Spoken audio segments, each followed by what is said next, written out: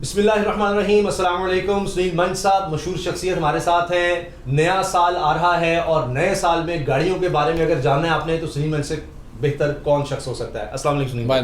क्या हाल है सुनील भाई, 2022 में कौन सी गाड़ियां आ रही हैं? यार एक्सपेक्टेड है, अक्सर होता ये कि वो कंपनियां कह देती हैं होस्ता आए होस्ता ना आए, लेकिन टू बेस्ट ऑफ और नॉलेज जो है वो मैं आपको बता देता हूँ। अगर बिग थ्री की बात करें जो बड़ा लोगों का फेवरेट होता है, टोयोटा, होंडा, सुजुकी, तो सबसे पहले तो होंडा सिविक की नई जनरेशन आएगी।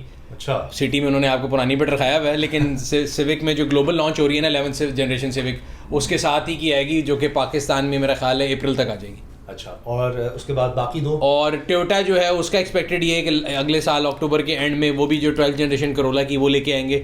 बट उसमें जो मेरी एक गट फील है वो ये है कि वो उसमें हाइब्रिड लेके आएंगे, बिकॉज जो नई ऑटो पॉलिसी आई है उसके अंदर जब हमने अली जमाली साहब का इंटरव्यू लिया था टोयोटा के सीईओ को, तो उन्होंने ये कहा था कि जी गवर्नमेंट ने जो खुशाइन बात की है वो ये है कि इलेक्ट्रिक के साथ साथ हाइब्रिड को भी उन्होंने काफ़ी जो है मराद दी हैं। सो वहाँ से मेरा अंदाज़ा है कि if I understand the company, और मेरा ख्याल है they are more smarter than the Honda guys, तो मुझे लगता है कि वो प्राइस कंपैटिव होने के लिए उसमें हाइब्रिड जो है टोयोटा लेके आएंगे। ठीक है। इसके अलावा अगर सुजुकी की बात करें तो सुजुकी के अंदर स्विफ्ट की जो है नई जनरेशन आएगी। अच्छा। जो कि 2 साल पहले हमने पाक व्हील पे रिपोर्ट भी की थी कि वो गाड़ी नज़र आई है पाकिस्तानी सड़कों पे, एक टेस्ट मॉडल था, तो वो लेके आएंगे। और बाकी कई लोग कह रहे थे कि जो ऑल्टो की नई जनरेशन आएगी वो भी नहीं भी आने लगी। शायद एक सुजुकी एवरी डब्बा आता है। अच्छा, हाँ। जो जापानी आपने पाकिस्तानी मार्केट में देखा, यहाँ गुजरावाली साइड में बहुत चलता है एवरी डब्बा, यहाँ तो 2022 के एंड में आ गया, 23 में आ गया, बट वो फॉर श्योर जो है ऑन कार्ड है वो गाड़ी आने के लिए। MG की अगर बात करें, MG की एक गाड़ी है MG GT जिसको बोलते हैं, MG5 बोलते हैं, उसका मैंने एक फर्स्ट लुक रिव्यू भी किया था, बड़ी धूम मची थी, येलो रंग की गाड़ी ला के उन्होंने सारे मंगवाई थी, बट वो लेफ्ट हैंड थी। तो वो मेरी इन्फॉर्मेशन के मुताबिक अप्रैल या जून में उसकी भी बुकिंग शुरू कर रहे हैं और वो आएगी।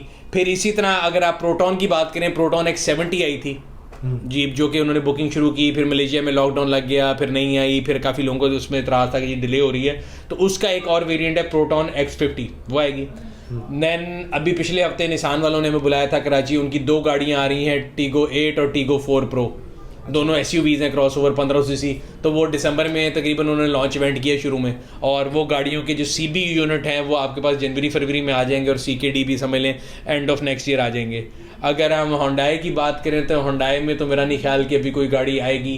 किया स्पोर्टेज का फेस लिफ्ट आ सकता है क्योंकि ग्लोबली आ चुका है, हमारे यहाँ 50,000 से ज़्यादा वो यूनिट भेज चुके हैं, तो मेरा ख्याल है कि इट्स अबाउट टाइम कि वो भी उसका नया यूनिट लेकर आएंगे। फिर हम अगर बात करें सोनाटा तो सही चल रही है, एलेंट्रा की नई जनरेशन आ सकती है, बिकॉज एलेंट्रा भी एक जनरेशन पुरानी चल रही है, बट ये अगेन क्या असर आई है, ये नहीं कि मुझे कंपनी में किसी ने कहा है कि जी हम लेके आएंगे। इसी तरह ग्लोरी 580 प्रो आई थी DFSK वालों की, उसके अंदर एक और वेरिएंट आता है ग्लोरी 500, वो आएगी। और एक अभी पिछले हफ्ते मैंने उनका एक इलेक्ट्रिक कार है 100% इलेक्ट्रिक, सैरस 3 के नाम से, वो गाड़ियाँ आएंगी 100% इलेक्ट्रिक गाड़ी, वो आ रही है। तो ये तो हो गई गाड़ियाँ। फिर एक और इम्पॉर्टेंट गाड़ी जो कि बड़ी इंपॉर्टेंट गाड़ी है, वो अगर हम बात करते हैं किया लकी ग्रुप की, लकी ग्रुप वाले पाकिस्तान में पीजो लेके आ रहे हैं, जो पूजो भी कहते हैं, कोई पीजो कहता है, पता नहीं, मेरे पेंडू एक्सेंट को इग्नोर करते हैं। तो उसकी 2-3 गाड़ियाँ हैं, वो भी हमारे नाम बड़े बिगाड़ते हैं। हाँ, एक 3001 है, एक 5008 है, वो भी तकरीबन मेरे ख्याल है फरवरी मार्च में आ जाएगी। अच्छा, ये 2022 ओवरऑल आप कैसा देख रहे हैं ऑटोमोबाइल इंडस्ट्री के लिए और लोगों के लिए जो इस्तेमाल करते हैं गाड़ियाँ उनके लिए, प्राइसेस को लेकर, वैरायटी को लेकर और इलेक्ट्रिक कार्स को लेकर? ये जहाँ तक मेरी प्रेडिक्शन है ऑटो इंडस्ट्री में कंज्यूमर को लेकर मेरे ख्याल से उनके लिए अच्छा साल होगा। रीज़न बीइंग, देखें कोविड निकाल दें अगर आप, तो जब पाकिस्तान की टोटल ऑटो प्रोडक्शन थी 2 से 2.25 लाख यूनिट थी, ठीक है, 3 प्रोड्यूसर थे, टोयोटा, होंडा, सुजुकी, आज 12 हैं, अभी भी हम 2 लाख की यूनिट पे खड़े हैं। तो मसला ये है कि कंज्यूमर को जो वेट था वो 8 महीने का है, ऑन भी उसी तरह है, और लोग आम बंदा कहते हैं यार हमें क्या फ़ायदे हुए, जो इलेक्ट्रिक पॉलिसी आई या ऑटो पॉलिसी आई, गाड़ियाँ जितने मर्जी आ जाएँ, वेट फिर भी उतना है। रीज़न ये है कि जब इन्होंने प्लांट लगाए तो अब ये समझने की जरूरत है कि घर नहीं बन रहे, ये कोई ऑफिस नहीं बन रहा है, या कोई कनोपी नहीं जो है ओवरनाइट लगा देंगे। जो प्लांट है वो एक बड़ी इन्वेस्टमेंट है और उसको लगने में टाइम लगता है। सो जो उन्होंने 2016 की ऑटो पॉलिसी में लोगों ने पहले MOU साइंस किए, 19 में बनाना शुरू की, 21-22 में अब उनके प्लांट खड़े हो रहे हैं। अगर हम टूसों की बात करें, आज तक लोगों को मिली नहीं है कि ये प्रोडक्शन कंस्ट्रेंट चल रहे हैं, या और भी 3-4 जितनी भी गाड़ियाँ थी, बाइक की BJ40 आई, फिर उनकी हैवल आ रही है, इस तरह जो हमारे दोस्त हैं उनकी MG के बारे में बड़े लोगों को ख्याल थे कि वो लोकल प्रोडक्शन करेंगे नहीं, वो आएंगे। सो जब भी ये लोकल प्रोडक्शन शुरू होगी और इनके प्लांट्स चल जाएंगे, इसका मतलब ये है कि कोई भी अगर कारखाना लगा रहा है तो वो शॉर्टेज क्रिएट नहीं करेगा, वो जितने यूनिट ज़्यादा प्रोड्यूस करेगा उतनी उसकी कॉस्ट डिवाइड होगी। सो ऑल दीज कंपनी जो 12-13 आई हैं, इनकी प्रोडक्शन मैक्सिमम जो है ना वो अगले साल के एंड में या उससे अगले साल पाकिस्तानी मार्केट में आना शुरू हो जाएगी। उससे होगा ये कि आपके जो वेट टाइम्स है वो कम हो जाएंगे। ये जो 5-8 महीने का वेट है ऑन की लानत है, ये खत्म होगी। सो जो अच्छी न्यूज़ कंज्यूमर के लिए मुझे लगता है कि अगले साल के एंड तक ये जो ऑन खत्म हो जाएंगे। इसमें अक्सर लोग कहते हैं ये कभी नहीं होगा। 2019 में उन लोगों की अगर मेमोरी जवाब नहीं देती तो मैं बता देता हूँ, मैंने 2019 में रेवो खरीदा 1.5 लाख रुपए ऑफ पे। मैंने 2019 में फॉर्च्यूनर खरीदा ऑफ पे। ये 2000 ऑफ जिस आप ऑन देते हैं ना, तो जब गाड़ियां नहीं बिक रही होती तो जो आपका जो डीलर है वो आपको रिबेट दे रहा होता है कि पैन नहीं बिक रही ले जाओ। आज भी पाकिस्तानी मार्केट में वो आपको 1.5 लाख नीचे, अभी भी पाकिस्तानी मार्केट में कई वेरिएंट्स ऐसे हैं जो नहीं बिकते।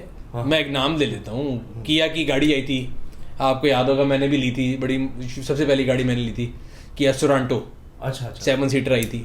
उसकी जो 85 लाख वाला वेरिएंट है वो 10 लाख नीचे मिलता है। तो ये सप्लाई डिमांड है ना। देखिए सिंपल सी बात है, लोग कहते हैं जी माफिया है, खा गया, माफिया नहीं हूं मैं और आप जिन्होंने गाड़ियां बुक कराई होती है कि जी हम शॉर्टेज क्रिएट करेंगे, लेकिन मेरा ख्याल है लोग कहते हैं बस वो मार्केट में उस पे ऑन नहीं आया तो वो बॉफ पे बिकती है। फॉर्च्यूनर ले लें, उसकी लुक ज्यादा बढ़िया है, कोई और जो है। तो मेरी प्रेडिक्शन ये है कि अगले साल जब ये सारी गाड़ियां मार्केट में आएंगी और बहुत ज्यादा ऑफरिंग होंगी, तो जिस तरह अभी ऑन चलता है उस तरह ऑफ होगा। अभी आप सिफारिशें ढूंढते हैं, फिर वो ढूंढा करें कस्टमर को कि जी आईपैड ले लें, साल की इंश्योरेंस ले लें, ये ले लें। और ये हमारे इर्द गिर्द दुनिया में हम सारे ममालिक में हो रहा है। तो ये कोविड का जो एक उनको हनीमून पीरियड मिल गया ना, जिसमें उन्होंने देखा यार तो ब्लेसिंग डिस्गाइज है, शॉर्टेज कर लो तो गाड़ी ऊपर चली जाती है, वरना 2019 में ऑन खत्म हो गए थे। ठीक है, तो अब मुझे लगता है कि 2022 will be that year. So consumer के लिहाज से बड़ी अच्छी चीज़ है, बड़ी अच्छी होगा।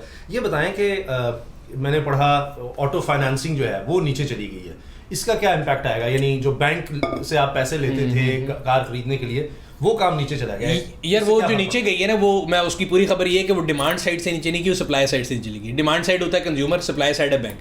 तो आपने नहीं कहा कि मैं पैसे नहीं लेना चाहता, बैंक को स्टेट बैंक ने रोक दिया। अगर आपको याद हो, मैंने आपने प्रोग्राम किया था, स्टेट बैंक की एक रेगुलेशन आई है, उन्होंने कहा कि जी हमने कंट्रोल करना है, लोग बहुत ज्यादा पैसे उधार लेना शुरू हो गए और मॉनेटरी पॉलिसी को हमने कंट्रोल करना है। जबकि ऑटो पॉलिसी में उन्होंने कहा था कि जी हम 15 लाख से गाड़ी दे देंगे, आप डाउन पेमेंट मिनिमम 15% करते हैं, वो भी बढ़ा दी।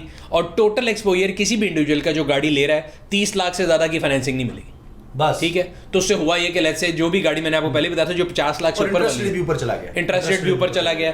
ठीक है, तो कोई भी गाड़ी जो 50 लाख से ऊपर है उसके लिए कोई ट्रैक्शन नहीं बंदे के लिए कि उसको लीज कराए। 30 लाख आपको मिलना है, करोड़ रुपए की गाड़ी 30 मिलना है, 70 आपको खुद ही डालना है, तो बाकी 30 भी आप डाल लेंगे। सो जो नीचे 50 लाख से नीचे वाली गाड़ी है उसकी डिमांड भी बढ़ेगी, उसका ऑन भी बढ़ेगा और उस पर प्रेशर भी बढ़ेगा। और जो आज हाल के सामने ऑल्टो जो है 660 से 2,80,000 पे होना, और वो अभी चंद महीने तक खत्म होता नजर नहीं आ रहा, लेकिन आप कह रहे हैं कि 2022 के एंड तक में यार जिस सेगमेंट में जो है ना कंपटीशन होगा, देखें ऑल्टो वाले सेगमेंट में कंपटीशन कोई नहीं है, तो मैं आपको ये प्रेडिक्शन नहीं दे रहा कि ऑल्टो से ऑन खत्म हो जाएगा, ऊपर खत्म हो जाएगा। आप क्रॉसओवर में देख लें, बारिश हो रही है, स्पोर्टेज, टूसॉन, X70, मतलब यू नेम द कार, वो MG, कितनी गाड़ी हैं अभी भी ऑन है, क्योंकि अभी इनकी प्रोडक्शन नहीं आ रही, कोई CBU मंगा रहा है, कोई कुछ कर रहा है। अगले साल जब सबके प्लांट खड़े होंगे और उन्होंने प्रोडक्शन निकालनी है तो बेचनी किसको है? फिर एक वाली बात है, साथ साथ कुछ और चीजें ऑफर दिया करेंगे। वो कहेगा जी मेरे से आईपैड ले लो, वो कहेगा जी मेरे से मैट ले लो, वो कहेगा मेरे से इंश्योरेंस ले लो, तो दिस टाइम विल कम। अच्छा, एक और चीज़ ये मैंने पढ़ी कि अक्सर बिल्कुल आपकी बात सही होती है, क्योंकि हमें पता नहीं होता, खबर लग जाती है लेकिन उतनी ऑथेंटिक नहीं होती। खबर ये आई कि गवर्नमेंट ये सोच रही है कि कार्स की प्राइसेस फिक्स कर दे, यानी ये ताकि ये ऑन और ये फलां जो है ना, गाड़ियाँ कोई कंपनी जिस तरह होता है ना कि वो रिलीज करती है जी प्राइस, गवर्नमेंट इसमें आ सकती है बीच में? नहीं आ सकती, ये आपको और मुझे बेवकूफ़ बनाते हैं। सिंपल सी बात है, आपके सर में दर्द है और मैं आपसे कहूँ कि जी आप पेट दर्द की गोली खाई जाएं, हो जाएगा सही? नहीं, देखिए ना, दवाइयों की प्राइसेस फिक्स करती है, चीनी की प्राइस अपनी तरफ से, दवाई लाइफ सेविंग होती है, गाड़ी लाइफ सेविंग है। रमजान में गरीब की रेडी उल्टा देते हैं कि जी एडिबल हैं और फ्लाइट यार ये देखें, गाड़ियों का जो है ना, गाड़ी कहीं से कोई नेसेसिटी नहीं, एक लग्जरी है, सिंपल सी बात है। सही है, आपने 1000 से नीचे देने आप कर सकते हैं। प्लस देखिए, मैं कारोबारी इदारा हूँ, मैंने पाकिस्तान में इन्वेस्टमेंट की, मैं गाड़ी बना रहा हूँ, ठीक है, मेरी मर्जी, मैं जितनी मर्जी की बेचूँ। गवर्नमेंट कैसे रोक सकती है? गवर्नमेंट तब रोक सकती है जब गवर्नमेंट ने मुझे कोई खास बेनिफिट दिया हो मेरे उस प्लांट में, जो कि मैंने कंज्यूमर को पास करना। एग्जाम्पल है, जब आपको याद होगा बजट आया था तो लोगों ने कहा जी गाड़ी सस्ती होगी, मैंने आपसे कहा था गाड़ी सस्ती नहीं हुई, गाड़ी 10 रुपए की थी, गवर्नमेंट का टैक्स ऊपर 5 रुपए था, 15 रुपए की गाड़ी बनती थी, गवर्नमेंट ने टैक्स 3 रुपए कम करके 12 रुपए की कर दी, गाड़ी सस्ती नहीं हुई। कार साझेदार है उतने की बेच रहा है, क्योंकि गवर्नमेंट का उस पर कोई कंट्रोल नहीं है।